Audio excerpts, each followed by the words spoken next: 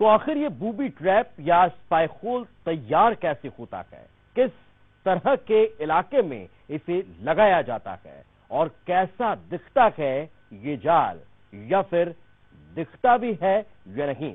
इसके लिए आपको न्यूज 18 के साथ बस्तर के नक्सल प्रभावित जंगल में चलना होगा, जहां थोड़ी सी चूक का मतलब मौत है।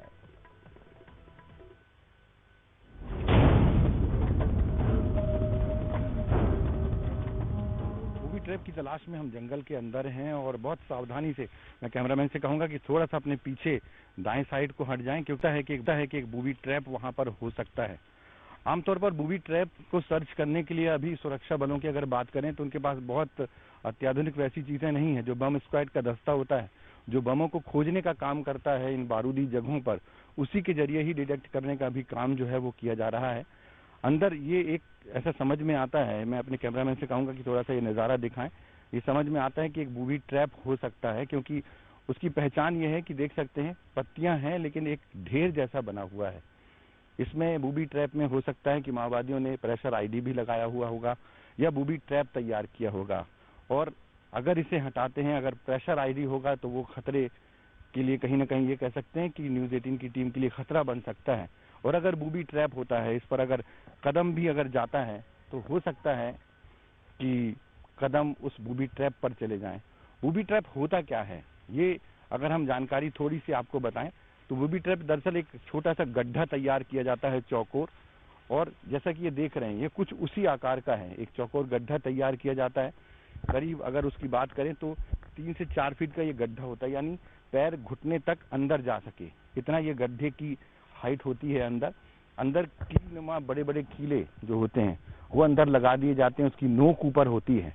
और जब जवान सर्चिंग करते हुए इन इलाकों से गुजरते हैं या आम ग्रामीण जो चरवाहे के रूप में होते हैं वो जब इधर से गुजरते हैं और जैसे ही उनका पैर इस पे पड़ता है, तो चूंकि वो आराम से चल रहे होते हैं और पैर जैसे ही इसमें पड़ता है और पैर अंदर जाता है तो वो सीधे बूबी ट्रैप में फंसता है। और पैर के आर पार वो जो बूबी ट्रैप बना हुआ होता है, चाहे वो कीले हों या और भी चीजें हों, वो नुकीली जो सरिया है वो पैर को भेद देती है।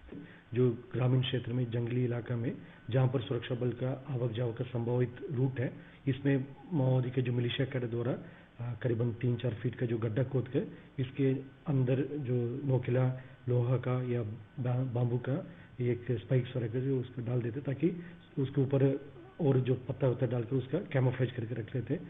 किसी प्रकार का अभियान के दौरान यदि सुरक्षा बल के सदस्य उस इलाके में यदि जाएगा तो फिर धोखा से वो गड्ढा में उनका पैर फंस जाते हैं, फिर उससे एक माध्यम से उनका शारीरिक रूप से नुकसान पहुंचाने के लिए इस टाइप का पूर्व में भी कई हमारे जवान अभियान के दौरान उनका घायल हुआ है। ये लालगढ़ का इलाका कहलाता है और माओवादियों का एक प्रकार से सुरक्षित ठिकाना कहलाता है। इस जगह पर जब सर्चिंग के लिए जवान निकलते हैं तो बूबी ट्रैप का शिकार होते हैं, और ग्रामीण भी जब इस जगह पर गुजरते हैं तो बूबी ट्रैप का शिकार होते हैं। दरअसल ये पूरा जंगल का जो परिदृश्य है वो ये पूरा इलाका घनघोर इलाका तो है ही, बारूदी सुरंगें भी यहाँ पर माओवादियों ने बिछाई होंगी, ये तय है, क्योंकि जिस तरह की स्थितियां हैं उससे साफ जाहिर होता है कि हो सकता है कि यहाँ पर माओवादियों ने प्रेशर आईडी भी लगाया हो, क्योंकि जो पूरी स्थितियां हैं वो ये बताने के लिए काफी हैं कि ये माओवादियों के द्वारा सुरक्षा बलों को घेरने के लिए बहुत सुरक्षित ठिकाने हैं। तो इस वजह से जो पूरा इलाका है वो आप देख सकते हैं कि कहीं ना कहीं यहाँ बारूदी सुरंग भी हो सकती है और बूबी ट्रैप जैसा कि माओवादी अभी इस समय इस्तेमाल कर रहे हैं। बीते 2 सालों की अगर बात करें तो माओवादी उस 15 साल की रणनीति को एक बार फिर से शुरू कर रहे हैं। पिछले कुछ साल छोड़ दिए जाएं तो नक्सलियों की नींद हमेशा डाल डाल पात पात रही है। भौगोलिक परिस्थितियों ने हमेशा माओवाद को फ्रंट फुट पर रखा है। हालांकि अब हालात बदलने लगे हैं, लेकिन इसे माओवाद का खात्मा समझ लेना भूल होगी। उस पर यह परेशान करने वाली खबर कि माओवाद अपनी पुरानी घातक तकनीक का इस्तेमाल कर रहे हैं, ये अलग बात है कि हमारे जवानों के हौसले का पहाड़ इतना ऊंचा है कि इस पर चढ़ने की सोच पाना भी कायर नक्सलियों के बस की बात नहीं। इसी के साथ इस खास प्रस्तुति में फिलहाल इतना ही। वक्त एक ब्रेक का है।